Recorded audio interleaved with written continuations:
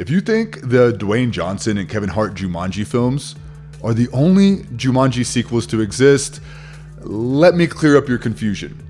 Because even before those films were thought of, Zathura, a space adventure, had released in theaters and had bombed. So why did that film suck so badly? I have done all the research, so you don't have to.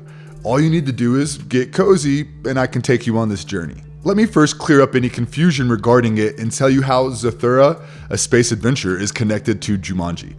The 1995 film was inspired by Chris Van Allsburg's 1981 picture, book of the same name.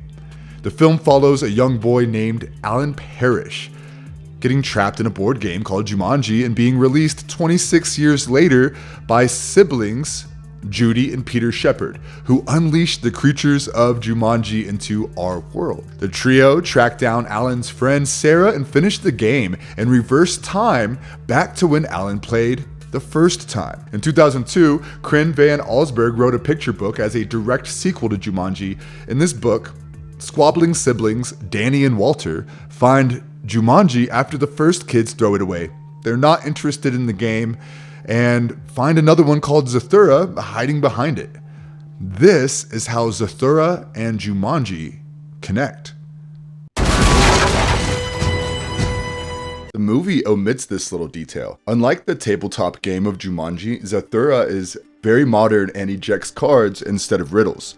When a card warns them of a meteor shower and an actual meteor shower strikes their house, the brothers realize their house is adrift in space. Their sister Lisa thinks she just overslept, but oh, how wrong she was. They realize that they need to complete the game in order to get their house back on Earth and get back some normalcy. As their game continues on, an astronaut appears and helps them remove all sources of heat as the Zorgons, an alien race of reptilians, are attracted to that. The astronaut reveals that he played the game as a child with his brother. He had wished his brother to disappear, and his wish had been granted, but he was also set adrift in space as the game needed 2 players to complete. The astronaut helps them deal with a lot of space threats, and it is revealed that the astronaut was Walter from an alternative timeline, which is super weird as Lisa had started crushing on him. They bring back alternate Danny. Finish the game, both Dannys and Walters merge into their childhood selves, and they decide never to fight again as their father returns home, oblivious of the great adventure his kids had been on. If you are a fan of Jumanji like me, you would have noticed all the similarities between the two. Robin Williams' Alan is pretty similar to the astronaut, played by Dax Shepard. Speaking of the astronaut, I came across an interesting theory on Reddit and I wanted to share it with y'all. User Cybertech Warwolf had noticed that the astronaut had a spacesuit, was really knowledgeable about the Zorgons, and was not good at predicting Walter's choices. So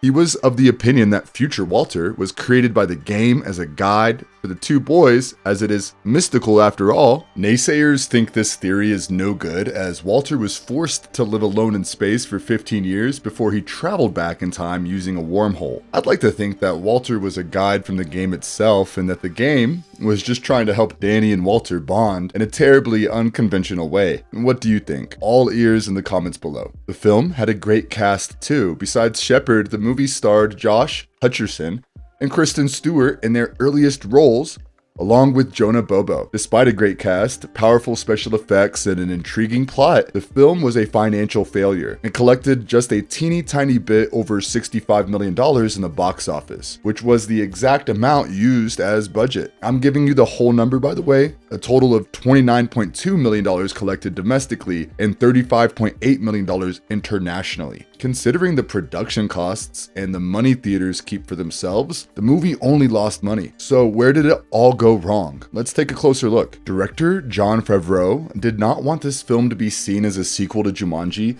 as he did not like that film. I don't know why though, because I can watch it on repeat any time of the day. He teamed up with Chris Van Allsburg to denounce any connections that Zathura had with the original film and stated that the 2 films were very different. The studio, however, did not make such a harsh distinction and marketed the movie saying that it takes place in the same fictional universe. This probably confused audiences, as it could mean a lot of things. Was it a sequel? Was it a spin-off? Or was it a cheap ripoff just trying to make some dough? Viewers had a hard time deciding, especially as Robin Williams, a key factor in the first film, was not involved. It also did not help that the film released on November 11th, 2005, a date that spelled out suicide for the film. Disney animated film Chicken Little had only been released a week ago, and families were still flocking to the film. The film was so popular that the weekend of Zathura's release, it earned twice as much as Zathura did. If that was not enough, a week later, Harry Potter and the Goblet of Fire was released and it dominated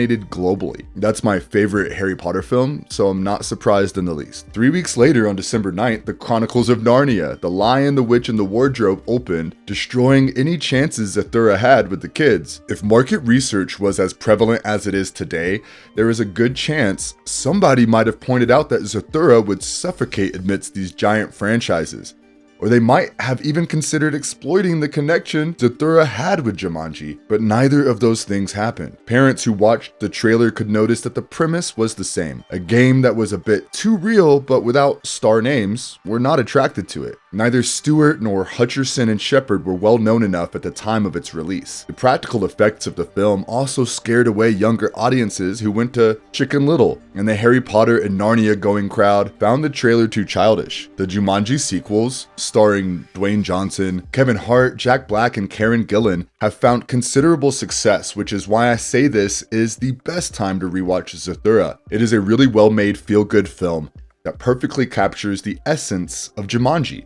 Even better than the video gamified sequels, if I do say so myself. Even the critics at the time had only positive things to say about the film, praising its humor, appeal, direction, and narration. I also consider this my official pitch for a Zathura sequel. The second installment of the Jumanji franchise definitely deserves the credit it so richly earned. Have you watched Zathura? What did you think of it? Let us know in the comments below, and if you liked the video, tap on that thumbs up. We will soon be back with more awesome content, but until then, subscribe, turn on the bell notifications, and take care. Goodbye.